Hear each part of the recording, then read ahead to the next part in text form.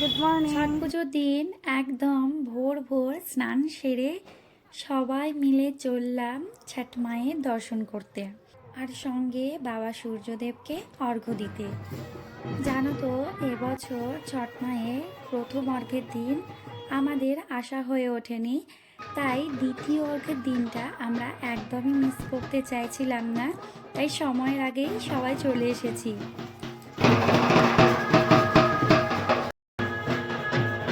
এইদিকে অর্ঘ্যের সময় হয়ে গিয়েছে, তাই আমিও ছট মায়ের কুলোতে সূর্যদেবকে অর্ঘ্য দিলাম। আর তারপরেই আমার কাছে ছট পুজোর সব থেকে পছন্দের রিচুয়ালস হচ্ছে এই সিঁদুর পরানো, নাক থেকে সিঁদুর পরানোটা, যেটা সত্যি আমার ভীষণ পছন্দের। আর বিশেষ করে অরেঞ্জ কালারের সিঁদুর, যেটা কিনা শুধু ছট পুজোতেই আমি পরতে পারি। আর সেই কারণেই আমি ছট মায়ের পুজোর বিকেলের অর্ঘ্যটা কখনো মিস করে গেলেও সকালের অর্ঘ্যটা আমি একদমই মিস করি না।